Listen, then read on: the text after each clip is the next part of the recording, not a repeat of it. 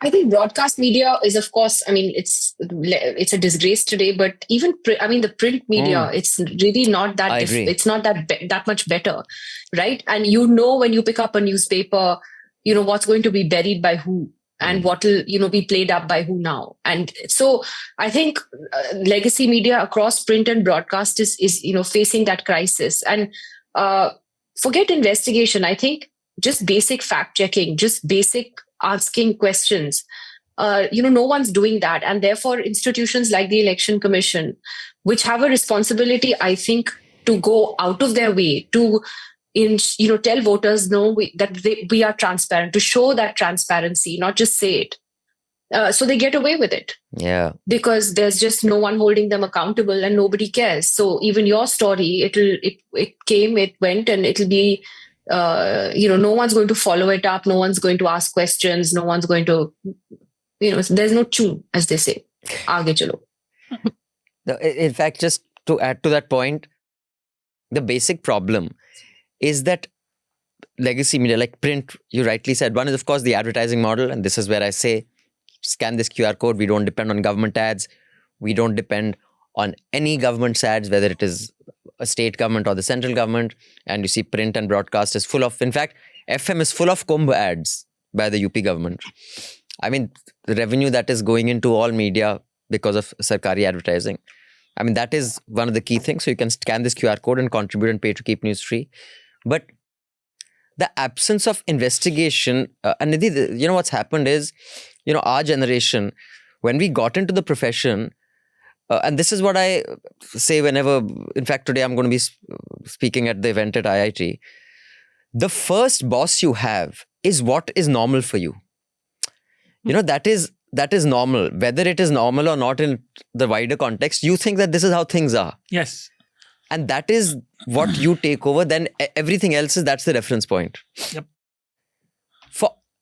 I'm not saying was any golden age in Indian journalism, but at least the immediate bosses we were responding to were reporters. They were not Sudhirs who have been to Tihad on allegations of extortion. They were not people like the primetime anchors that you have who go around saying ye jihad, who have been fined 20 times for communal remarks. Yes. They were not those people. They may have been good, bad, ugly, but they were journalists. To the generation that is in their late 20s to early 30s today, for the last 10 years, what have they seen? And I think that is why we've lost. Japan mein thi na, lost generation jo bhi jahan bhi thi. So in journalism, India has a lost generation. That generation doesn't know what journalism is. It's not their fault. I was seeing this video. Sorry, I was seeing this video of this boy, and I felt so bad for him. Someone had put it, mockingly. He's a Republic journalist who wants to question Gautam Gambhir. I have no sympathy with Gautam Gambhir. I think he's such a sada hua, always dukhi, angry man. You make him the coach of Indian team, even they will be sada hua, dukhi. So first of all, make someone who's happy and upbeat. That's very important for morale building. Coach is a lot to do with morale building. He's driving out and the Republic guy is saying, one bite, sir. I haven't had breakfast since morning. I've been sitting. One bite. And he's running around. I haven't had breakfast. He said that 3 times. I was like, buddy, you're young. You don't have to not have breakfast and lunch and beg this guy for a bite. And you should tell your boss that, and your bosses should say that. He's shouting that and saying, give me a bite. Not because I'm a journalist. His editor would have put pressure on him. Exactly. And I'm saying, don't do that. And editors should be saying, dude, you don't have to do that. You ask Gautam Gambhir, bolna hai, bolo nahi to aage chalo.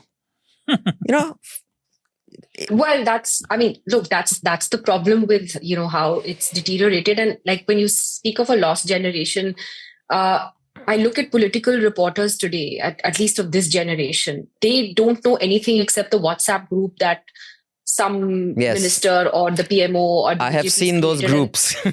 I've seen, exactly. So they don't know, they think that is political reporting. I mean, there was a time when, we could go into government buildings, we could walk into offices of ministers, bureaucrats, talk to them off the record, try and figure out. I mean, of course, journalism is not just about access to those corridors, but the fact that you could try and understand why a certain policy was being framed in the way that it was. We get a lot of shit. Now that I can say that, I feel really good. We get a lot of shit. Oh, you guys used to travel on the Prime Minister's plane and it was like this lovely, thing where you all drank and then went on a holiday. Basically, that's such crap, because it wasn't. I mean, firstly, we paid for our own stay, etc. The plane was going anyway. They would take us. I do feel in hindsight, it would have been good if everyone just paid for their ticket to travel on that Air India plane as well. That would have been even better.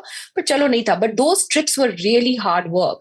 Those trips were background briefings where you talk to the NSA, the foreign secretary, the prime minister. There would be press conferences. You really had access. And you know, to be able, you could do like a 2-hour long background briefing with the NSA, whoever it was at that time, and just like understand, you know, what's happening. But you just don't have that kind of. I mean, this is now like a badge of honor that, you know, we're not talking to anybody. Actually, you are, but you're doing it on your terms, where you're basically just planting stuff and they're just regurgitating Our it. terms, it's just become dictation. It's gone to a. It is.